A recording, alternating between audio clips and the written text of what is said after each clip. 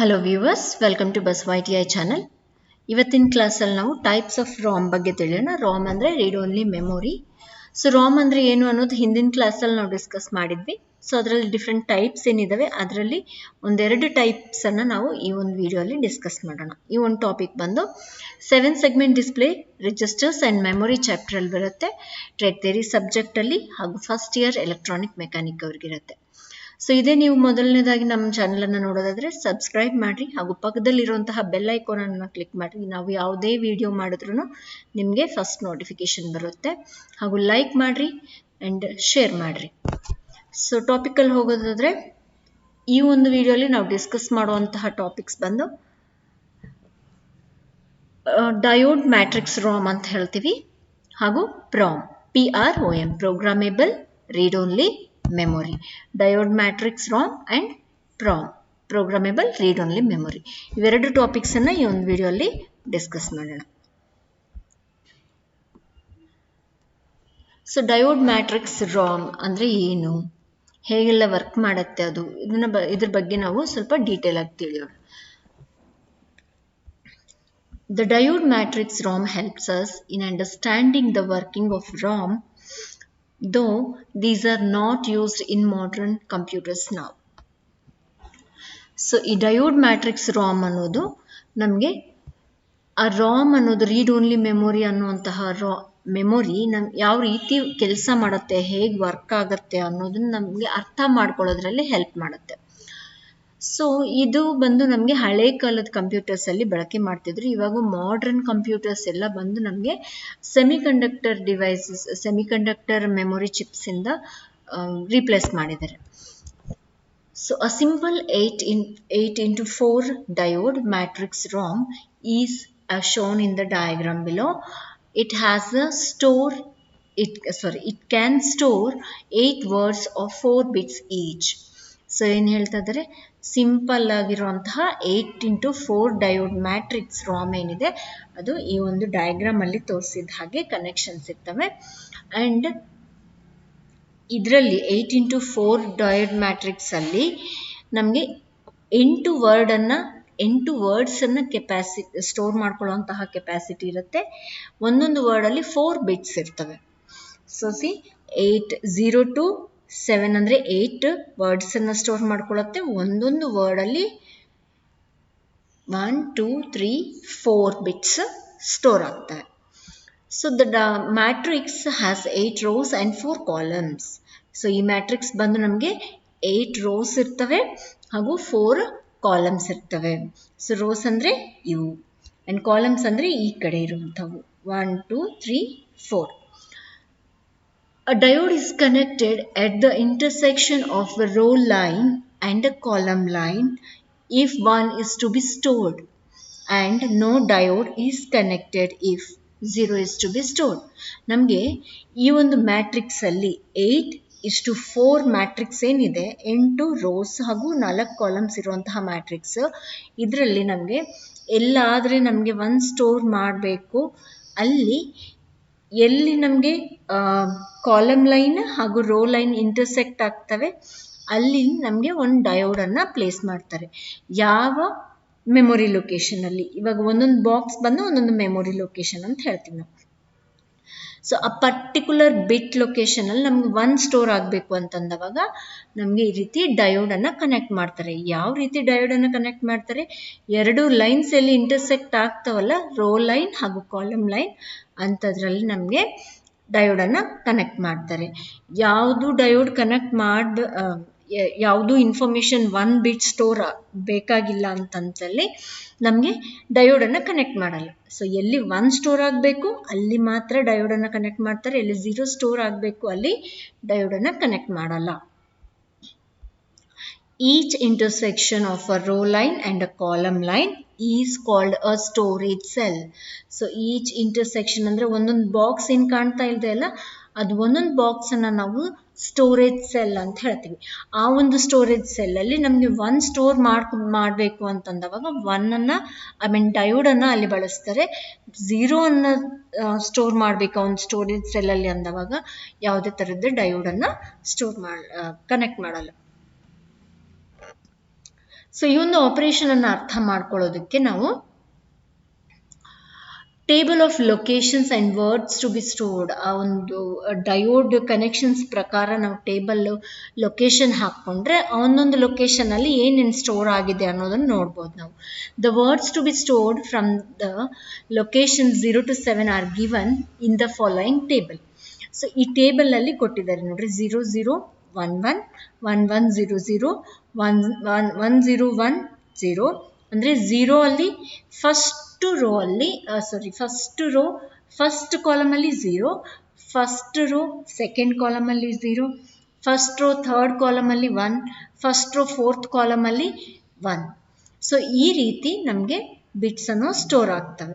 So ಆ ರೀತಿ ನಮಗೆ 0 ಇಂದ 7 ತನಕ ಏನೆಲ್ಲ ಸ್ಟೋರ್ ಆಗುತ್ತೆ ಅನ್ನೋದು ನಾವು ಈ ಡಯಾಗ್ರಾಮ್ ಏನಿದೆ ಅಲ್ಲ ಹಿಂದಿನ ಸ್ಲೈಡಲ್ಲಿ, ಈ ಡಯಾಗ್ರಾಮ್ ಅನ್ನು ನೋಡಿ ಹೇಳ್ಬೋದು. So see here in the 0 bit location storage cell ಅಲ್ಲಿ 0 0 1 1 ಸ್ಟೋರ್ ಆಗಿದೆ. 1 ಬಿಟ್ ಲೊಕೇಶನ್ ಅಲ್ಲಿ 1 1 0 0 ಸ್ಟೋರ್ ಆಗಿದೆ. 2 ಬಿಟ್ ಲೊಕೇಶನ್ ಅಲ್ಲಿ 1 0 1 0 ಸ್ಟೋರ್ ಆಗಿದೆ. ಅಂಡ್ 3 ಬಿಟ್ ಲೊಕೇಶನ್ ಅಲ್ಲಿ 0 1 0 1 ಸ್ಟೋರ್ ಆಗಿದೆ. ಅಂಡ್ 4th ಲೊಕೇಶನ್ ಅಲ್ಲಿ 0 1 1 1 ಸ್ಟೋರ್ ಆಗಿದೆ. ಅಂಡ್ 5th ಲೊಕೇಶನ್ ಅಲ್ಲಿ 0 0 0 0 ಸ್ಟೋರ್ ಆಗಿದೆ. ಅಂಡ್ 6th ಲೊಕೇಶನ್ ಅಲ್ಲಿ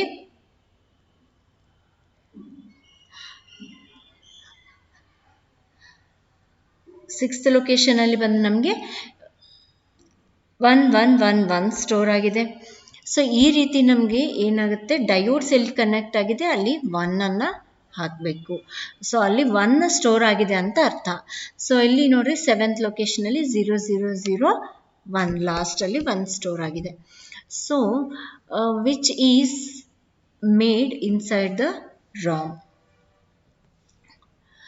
ಸೊ ಇವೆಲ್ಲ ನಮಗೆ ಸ್ಟೋರ್ ಆಗೋದಕ್ಕೆ ನಮ್ಗೆ ಏನು ಬೇಕು ಅಂತಂದರೆ ಒಂದು 7:1 ಡಿಕೋಡರ್. ಇದನ್ನು ಓದೋದಕ್ಕೆ ನಾವು ಈ ಯಾವ್ಯಾವ ಮೆಮೊರಿ ಲೊಕೇಶನಲ್ಲಿ ಯಾವ ಸ್ಟೋರೇಜ್ ಸೆಲ್ಲಲ್ಲಿ ಏನು ಬಿಟ್ 1 ಅಥವಾ ಬಿಟ್ 0 ಸ್ಟೋರ್ ಆಗಿದೆನಾ ಅಥವಾ ಯಾವ ವರ್ಡಲ್ಲಿ ಎಷ್ಟು ಸ್ಟೋರ್ ಆಗಿದೆ ಅನ್ನೋದನ್ನು ಓದೋದಕ್ಕೆ ನಮಗೆ ಒಂದು 7:4 ಡಿಕೋಡರ್ ನಮಗೆ ಬೇಕು. ಆ ಡಿಕೋಡರ್ ನಮಗೆ ಎಲ್ಲಿರುತ್ತೆ, ಈ ಇನ್ಸೈಡ್ ದ ರಾಮ್ ಓನ್ಲಿ ಅದನ್ನು ಕನ್ಸ್ಟ್ರಕ್ಟ್ ಮಾಡಿ ಬಿಲ್ಡ್ ಇನ್ ಮಾಡಿಬಿಟ್ಟಿರ್ತಾರೆ. ಸೊ 7:4 ಡಿಕೋಡರ್ ಅನ್ನು ನಮಗೆ ಈ ರೀಡ್ ಆಪ್ಷನ್ ಆಕ್ಟಿವೇಟ್ ಆಗಿ ನಾವು ಅಲ್ಲಿ ಏನೇನು ಲೊಕೇಶನಲ್ಲಿ ಯಾವ ಇನ್ಫಾರ್ಮೇಷನ್ ಸ್ಟೋರ್ ಆಗಿದೆ, ಇದು 0 or 1 ಅನ್ನೋದನ್ನು ಓದೋದಕ್ಕೆ ಮಾತ್ರ ಸಾಧ್ಯ ಆಗುತ್ತೆ. ಸೊ ಆ ಓದೋದು ನಾವು ಯಾವ ರೀತಿ ಓದ್ತೀವಿ ಅಂತಂದರೆ ಅದರಲ್ಲಿ ನಮಗೆ ಇನ್ಬಿಲ್ಟ್ 7:4 ಡಿಕೋಡರ್ ಇದೆ. ಸೊ ಅದರಿಂದ ನಮಗೆ ಇವೆಲ್ಲ ಮೆಮೊರಿ ಲೊಕೇಶನ್ಸ್ ಅಲ್ಲಿರುವಂತಹ ಇನ್ಫಾರ್ಮೇಶನ್ ಓದೋದಕ್ಕೆ ಸಾಧ್ಯ ಆಗುತ್ತೆ. It has 3 input address lines which we access any of the 8 locations. So ಇದಕ್ಕೆ ಬಂದು 3 input memory locations input address lines ಇರ್ತವೆ. ಅದರಲ್ಲಿ ಆ 3 ಇನ್ಪುಟ್ ಅಡ್ರೆಸ್ ಲೈನ್ಸ್ ಇಂದ 8 ಲೊಕೇಶನ್ 0 to 7 ಏನು 8 ಲೊಕೇಶನ್ಸ್ ಇದ್ದಾವೆ. ಅದು 8 ಲೊಕೇಶನ್ ಅಲ್ಲಿ ನಾವು ಯಾವುದಾದ್ರೂ ಲೊಕೇಶನ್ ಅನ್ನು ನಾವು ಆಕ್ಸೆಸ್ ಮಾಡ್ಕೋಬಹುದು. C the lookup table for Ram. So ನೋಡ್ರಿ, ಇದು ಲುಕ್ಅಪ್ ಟೇಬಲ್ ಅಂತ ಕರಿತೀವಿ. ಅಂದರೆ ಯಾವ ಅಡ್ರೆಸ್ ಬಿಟ್ಟಲ್ಲಿ ಏನು ಸ್ಟೋರ್ ಆಗಿದೆ ಅಂತ ಹೇಳಿ ಅರ್ಥ. ಸೊ ಯಾವ ಅಡ್ರೆಸ್ ಬಿಟ್ಟು ಅಂದರೆ ಇಲ್ಲಿ ನೋಡ್ರಿ ನೀವು A0 A1 A2 3 input lines ಇದ್ದಾವೆ. ಓಕೆ, ಸೊ ಇಲ್ಲಿ 7th ಅಲ್ಲಿ ಔಟ್ಪುಟ್ ಲೈನ್ಸ್ ಬಂದು 8 ಇದ್ದಾವೆ. ಸೊ ನಮ್ಗೆ ಬೇಕಾಗಿದ್ದು 3:8 ಔಟ್ಪುಟ್ ಡಿಕೋಡರ್ ಅನ್ನೋದು ಬೇಕಾಗುತ್ತೆ ನಮಗೆ. ನಾವಿಲ್ಲಿ 3ನ ಇನ್ಪುಟ್ ಕೊಟ್ಟವಾಗ ಅದನ್ನು 8 ಅಲ್ಲಿ ಕನ್ವರ್ಟ್ ಮಾಡಿ ಡಿಕೋಡ್ ಮಾಡಿ ನಮಗೆ ಇಲ್ಲಿ ಮೆಮೊರೀಸನ್ನು ಸ್ಟೋರ್ ಮಾಡುತ್ತೆ. ಸೊ ಇವು ಬಂದು ನಮಗೆ outputs D0 D1 D2 D3 ಇವೆಲ್ಲ ಔಟ್ಪುಟ್ಸ್. ಈ 3 ಇನ್ಪುಟ್ಸಲ್ಲಿ ಯಾವ ಇನ್ಪುಟ್ಟನ್ನು ಕೊಟ್ಟಾಗ ನಮಗೆ ಈ 4 ಔಟ್ಪುಟ್ಟಲ್ಲಿ ಯಾವ ರೀತಿ ಔಟ್ಪುಟ್ ಬರುತ್ತೆ ಅನ್ನೋದು ನಮಗೆ ಲುಕ್ಅಪ್ ಟೇಬಲಲ್ಲಿ ಗೊತ್ತಾಗುತ್ತೆ. So this is a lookup table. So ನೋಡ್ರಿ 000 ಕೊಟ್ಟಾಗ ಆ ಒಂದು ಇಲ್ಲಿ ಏನು ಸ್ಟೋರ್ ಆಗಿದೆ ವರ್ಡ್ಸ್ ಟು ಬಿ ಸ್ಟೋರ್ಡ್ ಅಂತ ಹೇಳ್ಕೊಟ್ಟಿದ್ದಾರಲ್ಲ, ಈ ಒಂದು ಮೆಮೊರಿ ಲೊಕೇಶನ್ಸ್ ಪ್ರಕಾರ ನಾವು ನೋಡಿದವಾಗ ಇನ್ಪುಟ್ 000 ಇದ್ದವಾಗ 0 ಮೆಮೊರಿ ಲೊಕೇಶನಲ್ಲಿ ಸ್ಟೋರೇಜ್ ಸೆಲ್ಸಲ್ಲಿ ಒಂದೊಂದು ಸ್ಟೋರೇಜ್ ಸೆಲ್ಲಲ್ಲಿ D0 ಅಲ್ಲಿ 1, D1 ಅಲ್ಲಿ 1, D2 ಅಲ್ಲಿ 0, D3 ಅಲ್ಲಿ ನಮಗೆ 0 ಸ್ಟೋರ್ ಆಗುತ್ತೆ. ಈ ರೀತಿ ಸ್ಟೋರ್ ಆಗುತ್ತೆ. ಸೊ ನೆಕ್ಸ್ಟ್ 001 ಕೊಟ್ಟಾಗ 1100 ಅನ್ನೋದು, ಹಾಗೂ ಇನ್ಪುಟ್ಸ್ 010 ಕೊಟ್ಟಾಗ ಔಟ್ಪುಟ್ ಡಿಕೋಡ್ ಆಗಿ ಔಟ್ಪುಟ್ ಬರುವಂಥದ್ದು 1010 ಬರುತ್ತೆ. 011 ಇನ್ಪುಟ್ ಕೊಟ್ಟಾಗ 0101 ಔಟ್ಪುಟ್ ಬರುತ್ತೆ, ಡಿಕೋಡ್ ಆಗಿರುವಂತಹ ಔಟ್ಪುಟ್. ಸೊ ಈ ರೀತಿ ನಮಗೆ ಔಟ್ಪುಟ್ ಅನ್ನ ಕೊಡುತ್ತೆ. ಡಿಕೋಡ್ ಮಾಡಿ 3 ಇನ್ಪುಟ್ಸ್ ಅನ್ನ ತಗೊಂಡು 4 ಔಟ್ಪುಟ್ಸ್ ಆಗಿ ಡಿಕೋಡ್ ಮಾಡಿ ಔಟ್ಪುಟ್ ಅನ್ನ ಕೊಡುತ್ತೆ. Semiconductor memories are made to have 65,536 locations, each capable of storing 1 byte, that is 8 bits information. Modern ROMs are made with transistors or MOSFETs, but they act like diodes. So semiconductor memories ಬಂದು ನಮಗೆ ಎಷ್ಟು 65,536 storage cells ಅನ್ನ ಹೊಂದಿರ್ತವೆ. Locations in the sense storage cells. So ಅಷ್ಟು storage cells ಅನ್ನ ತಮ್ಮಲ್ಲಿ ನಾವು ಏನು ಮಾಡ್ಬೋದು, ಮ್ಯಾನುಫ್ಯಾಕ್ಚರ್ ಮಾಡ್ಬೋದು. ಸೊ ಒಂದೊಂದು ಮೆಮೊರಿ ಲೊಕೇಶನ್. ಸೊ ಅಲ್ಲಿ ಏನಾಗುತ್ತೆ, ಒಂದೊಂದು ಮೆಮೊರಿ ಲೊಕೇಶನ್ ಅಲ್ಲಿ ನಾವು 1 ಬೈಟ್ ಅನ್ನ ಸ್ಟೋರ್ ಮಾಡ್ಬೋದು. ಅಂದ್ರೆ 8 ಸ್ಟೋರೇಜ್ ಸೆಲ್ಸ್ ಇರ್ತವೆ. ಆ ಒಂದು 8 ಸ್ಟೋರೇಜ್ ಸೆಲ್ಸ್ ಅಲ್ಲಿ ಒಂದೊಂದು ಸೆಲ್ ಅಲ್ಲಿ ಒಂದೊಂದು ಬಿಟ್ ಅನ್ನ ನಾವು ಸ್ಟೋರ್ ಮಾಡ್ಬೋದು. ಫಾರ್ ಎಕ್ಸಾಂಪಲ್ ನೋಡ್ರಿ, ಇಲ್ಲಿ 000 ಇದ್ದವಾಗ ನಮಗೆ ಮೆಮೊರಿ ಲೊಕೇಶನ್ 0 ಅಂತ ಆಯ್ತು. ಇಲ್ಲಿ ಲೊಕೇಶನ್ ಬಂದು 0 ಆಯ್ತು ನೋಡ್ರಿ. ಇನ್ಪುಟ್ಸ್ 000 ಇದ್ದವಾಗ ಮೆಮೊರಿ ಲೊಕೇಶನ್ 0 ಐತೆ. ಅಂದ್ರೆ ಈ ಒಂದು ಮೆಮೊರಿ ಲೊಕೇಶನ್ ಅಲ್ಲಿ ಒಂದೊಂದು ಮೆಮೊರಿ ಲೊಕೇಶನ್ ಅಲ್ಲಿ ನಮ್ಗೆ ಏನಾಗುತ್ತೆ 8 ಬಿಟ್ಸ್ ಸ್ಟೋರ್ ಮಾಡ್ಕೊ. ಇಲ್ಲಿ 4 ಬಿಟ್ಸ್ ಅಷ್ಟೇ ಸ್ಟೋರ್ ಮಾಡ್ಕೊಳ್ಳೋ ಕೆಪಾಸಿಟಿ ಇದೆ. ಆದರೆ ನಮಗೆ ಬಳಕೆ ಮಾಡುವಂತಹ ಸೆಮಿಕಂಡಕ್ಟರ್ ಮೆಮೊರೀಸ್ ಅಲ್ಲಿ 8 ಬಿಟ್ಸ್ ಒಂದು ಮೆಮೊರಿ ಲೊಕೇಶನ್ ಅಲ್ಲಿ, 0 ಮೆಮೊರಿ ಲೊಕೇಶನ್ ಅಲ್ಲಿ 8 ಬಿಟ್ಸ್ ಸ್ಟೋರ್ ಮಾಡ್ಕೊಳ್ಳೋ ಕೆಪಾಸಿಟಿ ಇರುತ್ತೆ. ಸೊ ಇಲ್ಲಿ 4 ಇದೆ, ಅದಕ್ಕೆ ಡಬಲ್ ಕೆಪಾಸಿಟಿ ಅಂತ ಅರ್ಥ. ಸೊ ಅಂತಹವು ಅಂದ್ರೆ ಒಂದಲ್ಲಿ 8 ಬಿಟ್ಸ್ ಅನ್ನ ಸ್ಟೋರ್ ಮಾಡಬೇಕಾದ್ರೆ ಅಂತಹವು 65,536 ಮೆಮೊರಿ ಲೊಕೇಶನ್ಸ್ ಇರ್ತವೆ. ಸೊ ಇಷ್ಟು ಹೆವಿ ಮೆಮೊರಿಯನ್ನ ಸ್ಟೋರ್ ಮಾಡ್ಕೊಳ್ಳೋ ಕೆಪಾಸಿಟಿಯಿಂದ ಸದ್ಯಕ್ಕೆ ನಮಗೆ ಸೆಮಿಕಂಡಕ್ಟರ್ ಮೆಮೊರೀಸ್ ಏನು ಬರ್ತಾ ಇದ್ದಾವೆ ಅವು ತಯಾರಾಗ್ತಾ ಇದ್ದಾವೆ. So modern RAMs are made with transistors and MOSFETs. Modern RAMs ಬಂದು ನಮಗೆ ಟ್ರಾನ್ಸಿಸ್ಟರ್ಸ್ ಹಾಗೂ ಮಾಸ್ಫೆಟ್ಸ್ ಇಂದ ತಯಾರಾಗ್ತಾ ಇದ್ದಾವೆ. ಆದರೆ ಈ ಒಂದು ಟ್ರಾನ್ಸಿಸ್ಟರ್ಸ್ ಬಳಕೆ ಮಾಡಿದ್ರು, ಮಾಸ್ಫೆಟ್ಸ್ ಬಳಕೆ ಮಾಡಿದ್ರು, ಅವು ಆಕ್ಟ್ ಮಾಡೋದು ಮಾತ್ರ, ಅದ್ರ ಕೆಲಸ ಮಾಡೋದು ಮಾತ್ರ ಡಯೋಡ್ಸ್ ಯಾವ ರೀತಿ ಕೆಲಸ ಮಾಡ್ತವೆ ಅದೇ ರೀತಿ ಕೆಲಸ ಮಾಡ್ತವೆ. ಸೊ ನೆಕ್ಸ್ಟ್ ನೋಡೋದಾದ್ರೆ ಪ್ರಾಮ್. ಸೊ ನಿಮಗೆಲ್ಲ ಡಯೋಡ್ ಮ್ಯಾಟ್ರಿಕ್ಸ್ ಬಗ್ಗೆ ಅರ್ಥ ಆಗಿದೆ ಅಂತ ಹೇಳ್ಕೊಳ್ತಾ ಇದ್ದೀನಿ. ಮುಂದಿನ ಟಾಪಿಕ್ ನಮಗೆ PROM, programmable read only memory. So programmable read only memory ಅಂದರೆ ಪ್ರಾಮ್ ಅಂತ ಹೇಳಿ ಶಾರ್ಟ್ ಆಗಿ ನಾವು ಹೇಳ್ತೀವಿ. PROM was first developed by Wen Tsing Chow in 1956. An example of PROM is a computer BIOS in early computers. So PROM ಅನ್ನೋದನ್ನ ಫಸ್ಟಿಗೆ ನಮಗೆ when Tsing ಚೋ ಅನ್ನೋರು 1956ರಲ್ಲಿ ನಮಗೆ ಡೆವಲಪ್ ಮಾಡಿದ್ರು. ಇದಕ್ಕೆ ನಾವು ಪರ್ಫೆಕ್ಟ್ ಎಕ್ಸಾಂಪಲ್ ಕೊಡಬೇಕು ಅಂತಂದರೆ ಹಳೆ ಕಂಪ್ಯೂಟರ್ಗಳಲ್ಲಿ ಅಥವಾ ಸ್ಟಾರ್ಟಿಂಗಲ್ಲಿ ತಯಾರು ಮಾಡಿರುವಂತಹ ಕಂಪ್ಯೂಟರ್ಗಳಲ್ಲಿ ಬಯೋಸ್ ಸಿಸ್ಟಮ್ ಅನ್ನೋದು ಏನಿರ್ತಿತ್ತು ಅದು ನಾವು ಪ್ರಾಮ್ಗೆ ಪರ್ಫೆಕ್ಟ್ ಎಕ್ಸಾಂಪಲ್ ಆಗಿ ಕೊಡಬಹುದು. Today's PROM in computers has been replaced by EEPROM. ಇವಾಗಿನ ಕಾಲದಲ್ಲಿ ಏನು ಪ್ರಾಮ್ ಅನ್ನೋವು ಇನ್ನೂ ಬಳಕೆಯಲ್ಲಿ ಇಲ್ಲ. EEPROM ಅಂದರೆ electrically erasable programmable read only memory. So ಒಂದ್ಸತಿ ಪ್ರೋಗ್ರಾಮ್ ಮಾಡಿದ್ಮೇಲೆ ನಾನೇನು ಹೇಳಿದೆ, ರಾಮ್ ಅನ್ನೋದೇನು ಇಟ್ ಈಸ್ ಪರ್ಮನೆಂಟ್. ಒಂದ್ಸತಿ ನಾವು ಪ್ರೋಗ್ರಾಮ್ ಮಾಡಿದ್ಮೇಲೆ ಅಲ್ಲಿ ಒಂದ್ಸತಿ ಪರ್ಟಿಕ್ಯುಲರ್ ಲೊಕೇಶನಲ್ಲಿ ನಾವು ಪರ್ಟಿಕ್ಯುಲರ್ ಇನ್ಫಾರ್ಮೇಶನ್ ಸ್ಟೋರ್ ಮಾಡಿವಿ ಅಂತಂದ್ರೆ ಅದು ಪರ್ಮನೆಂಟ್ ಆಗಿದ್ಬಿಡತ್ತೆ. ಆದರೆ ಈಗಿನ ಕಾಲದಲ್ಲಿ ಪ್ರಾಮ್ಸ್ ಏನು ಯೂಸ್ ಮಾಡ್ತಾ ಇದ್ದಾರೆ, ಅದರಲ್ಲಿ ಎಲೆಕ್ಟ್ರಿಕಲಿ ನಾವು ಎರೇಸ್ ಮಾಡಿಕೊಂಡು ಆ ಇನ್ಫಾರ್ಮೇಷನನ್ನು ಮತ್ತೆ ನಾವು ರೀಪ್ರೋಗ್ರಾಮ್ ಮಾಡ್ಕೋಬಹುದು. ಸೊ ಫ್ಲ್ಯಾಶ್ ಮಾಡೋದು ಇದು ಎಲ್ಲ ಏನು ಎಲೆಕ್ಟ್ರಿಕಲಿ ಎರೇಸಬಲ್ ಪ್ರಾಮ್ಸ್ ಅಲ್ಲಿ ಒಂದು ಸಣ್ಣ ಎಕ್ಸಾಂಪಲ್ ಅಂತ ಹೇಳ್ಬೋದು. So a programmable read-only memory is a form of digital memory where the setting of each bit is locked by a fuse or antifuse. So programmable memory ಅನ್ನೋದು ರಾಮಿನ ಒಂದು type ಅಂತ ಹೇಳ್ಬೋದು, ಒಂದು ವಿಧವಾದ ರಾಮ್ ಅಂತ ಹೇಳ್ಬೋದು ನಾವು. ಸೊ ಯಾವುದ್ರಲ್ಲಾದರೆ ಅಥವಾ ಅದು ಒಂದು ಡಿಜಿಟಲ್ ಮೆಮೊರಿನ ಭಾಗ. ಸೊ ಇದು ಬಂದು ನಮಗೆ ಇದರಲ್ಲಿ ಸ್ಟೋರ್ ಆಗುವಂತಹ ಪ್ರತಿಯೊಂದು ಬಿಟ್ಟನ್ನು ಫ್ಯೂಸ್ ಅಥವಾ ಆಂಟಿಫ್ಯೂಸಿಂದ ಲಾಕ್ ಮಾಡಿಟ್ಟಿರ್ತೀವಿ. ಸೊ ಅದಕ್ಕೆ ಅದನ್ನು ನಮಗೇನು ಇಟ್ ಈಸ್ ಪರ್ಮನೆಂಟ್, ನಾವು ಮತ್ತೆ ಅದನ್ನು ಇದು ಮಾಡೋದಕ್ಕಾಗಲ್ಲ ಅನ್ನೋದು ಅರ್ಥ.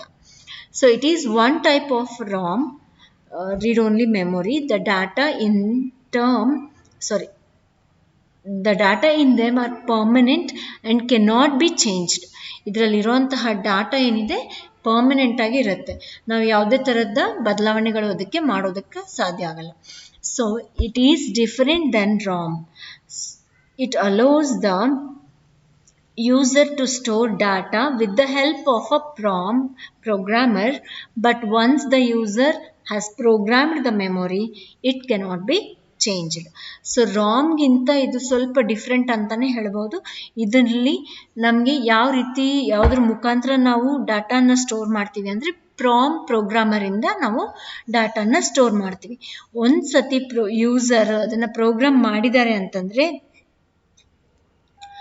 ಮೆಮೊರಿ ಅದರಲ್ಲಿ ಏನು ಸ್ಟೋರ್ ಆಗಿದೆ ಅದನ್ನು ಮತ್ತೆ ನಾವು ಚೇಂಜ್ ಮಾಡೋದಕ್ಕೆ ಆಗಲ್ಲ. ಇಟ್ ಈಸ್ ಪರ್ಮನೆಂಟ್ ಅಂತ ಅರ್ಥ. So PROMs employ bipolar transistors for storing binary data. So bipolar transistors ಏನಿದಾವಲ್ಲ ಅವನ್ನ ಬಳಕೆ ಮಾಡಿಕೊಂಡು ನಮಗೆ ಸ್ಟೋರಿಂಗ್ ಆಫ್ ಬೈನರಿ ಡಾಟಾ ಪ್ರಾಮ್ಸಲ್ಲೇ ಆಗತ್ತೆ. ಪ್ರಾಮ್ಸಲ್ಲಿ ಯಾವುದ್ರ ಮುಖಾಂತರ, ಬೈಪೋಲರ್ ಟ್ರಾನ್ಸಿಸ್ಟರ್ಸ್ ಮುಖಾಂತರ ನಮಗೆ ಸ್ಟೋರಿಂಗ್ ಬೈನರಿ ಡಾಟಾ ಆಗುತ್ತೆ. So PROMs are available with storage capacity of 64 bits. 64 ಬಿಟ್ಗಳನ್ನು ಸ್ಟೋರ್ ಮಾಡ್ಕೊಳ್ಳೋ ಕೆಪಾಸಿಟಿ ಉಳ್ಳ ಪ್ರಾಮ್ಸ್ ನಮಗೆ ಇತ್ತೀಚಿನ ಕಾಲದಲ್ಲಿ ಅವೈಲೇಬಲ್ ಇದ್ದಾವೆ. ಸೊ ಇದು ಬಂದು ಡಯೋಡ್ ಮ್ಯಾಟ್ರಿಕ್ಸ್ ಪ್ರಾಮ್ ಆಯಿತು, ಡಯೋಡ್ ಮ್ಯಾಟ್ರಿಕ್ಸ್ ಆಯಿತು. ಆ್ಯಂಡ್ ನೆಕ್ಸ್ಟ್ ಇದು ಪ್ರಾಮ್ ಆಯಿತು. ನೆಕ್ಸ್ಟ್ ಮುಂದಿನ ಕ್ಲಾಸಲ್ಲಿ ನಾವು ಈ ಪ್ರಾಮ್ ಬಗ್ಗೆ ಎರಡರ ಬಗ್ಗೆನೂ ತಿಳಿಯೋಣ. ಅಂದರೆ ರಾಮಲ್ಲಿ ಇನ್ನು ಉಳಿದಿದ್ದ 2 ಟೈಪ್ಸ್ ಏನಿದ್ದಾವೆ, ಈ ಪ್ರಾಮ್ ಹಾಗೂ ಈ ಪ್ರಾಮ್. ಇಲ್ಲಿ ಏನು ಮೆನ್ಷನ್ ಮಾಡಿದ್ದೀವಿ ಈ ಪ್ರಾಮ್ ಅನ್ನೋದು ಎಲೆಕ್ಟ್ರಿಕಲಿ ಎರೇಸಬಲ್ ಪ್ರಾಮ್ ಅನ್ನೋದು ಇದ್ರ ಬಗ್ಗೆ, ಹಾಗೂ ಈ ಪ್ರಾಮ್ ಬಗ್ಗೆ ಎರಡರ ಬಗ್ಗೆನೂ ಮುಂದಿನ ಕ್ಲಾಸಲ್ಲಿ ಡಿಸ್ಕಸ್ ಮಾಡೋಣ. So thanks for watching. Thank you.